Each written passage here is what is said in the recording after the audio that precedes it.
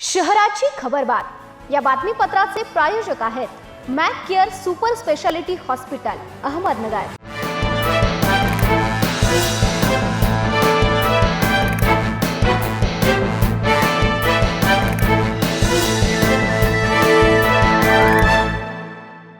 नमस्कार, मी साक्षी, न्यूज 24 सह्याद्रीमध्ये तुमचं स्वागत। पाहूया अहिलानगर शहरातील महत्त्वपूर्ण बातम्यांचा आढावा शहराची खबरबातमध्ये।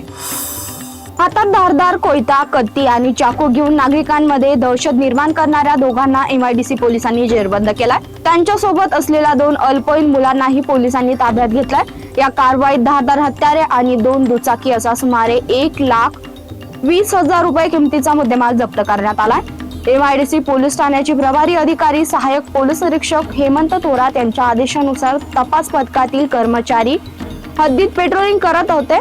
त्यावेळी पोलीस अंमलदार देवीदास खेडकर यांना ही माहिती मिळाली। माहिती मिळताच पोलिसांनी तातडीने संबंधित ठिकाणी धाव घेऊन कारवाई केली आहे।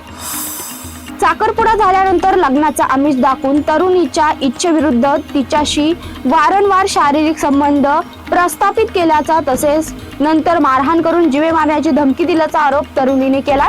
या प्रकरणी तोफखाना पोलीस ठाण्यात आकाश दिनेश राठोड याच्या विरुद्ध गुन्हा दाखल करण्यात आला। पीडित तरुणीने सोमवारी फिर्याद दिली आहे। फिर्यादी तरुणी ही अहिल्यानगर शहरात आजी सोबत राहत असून खासगी नोकरी करून उदरनिर्वाह करते। तिच्या फिर्यादीनुसार 22 मे 2026 रोजी दुचाकी दुरुस्तीसाठी ती माणिकनगर येथे शोरूम मध्ये गेली होती। मोक्का कायद्यासह विविध गंभीर गुन्ह्यांमध्ये पसार असलेल्या आरोपीसह त्याच्या 2 साथीदारांना स्थानिक गुन्हे शाखेच्या पथकाने जेरबंद केलाय। चांदबेबी महालाजवळ अहिल्यानगर पाथर्डी रस्त्यावरील सर्कल परिसरात ही कारवाई करण्यात आली आहे। आरोपीकडून 2 गावठी कट्टे, 2 जिवंत काडतुसे, 3 मोबाईल फोन आणि विना क्रमांकाची दुचाकी असा एकूण 2,24,000 रुपये किमतीचा मुद्देमाल जप्त केला। पोलीस अधीक्षक मुमका सुदर्शन यांनी जिल्ह्यात अवैध अग्निशस्त्र बाळगणाऱ्या व्यक्तींचा शोध घेऊन त्यांच्यावर कारवाई करण्याचे आदेश LCBला दिल्यात। पुण्यश्लोक अहिल्यादेवी होळकर शेतकरी कर्जमुक्ती योजनेअंतर्गत जिल्ह्यातील शेतकऱ्यांना मोठा दिलासा मिळाला। जिल्हा मध्यवर्ती सहकारी बँकेच्या कर्जदार शेतकऱ्यांसाठी कर्जमाफीचा दुसरा हप्ता जाहीर करण्यात आला असून त्यामध्ये 36,424 शेतकऱ्यांच्या खात्यावर 348 कोटी 51 लाख रुपये वर्ग करण्यात आले। पहिल्या व दुसऱ्या हप्त्याची एकत्रित आकडेवारी पाहता जिल्हा बँकेचे आतापर्यंत 1,02,563 शेतकरी कर्जमुक्त झाले असून त्यांच्या खात्यावर एकूण 975 कोटी 98 लाख 48,631 रुपये वर्ग करण्यात आले। गेल्या 25 दिवसात जिल्हाभरात फक्त 24.6 मिलीमीटर पावसाची नोंद झाली आहे। जवळपास 68% पावसाची तूट झाली आहे। त्यामुळे खरीप हंगामातील पिके धोक्यात आली आहेत।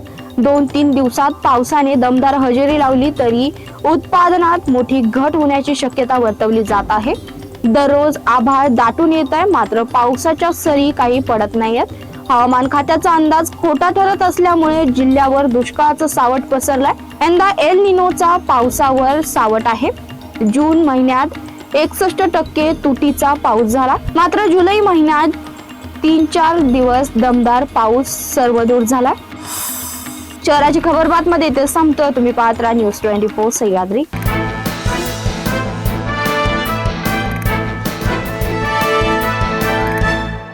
शहराची खबरबात या बातमीपत्राचे प्रायोजक होते Mac care super speciality hospital Ahmednagar.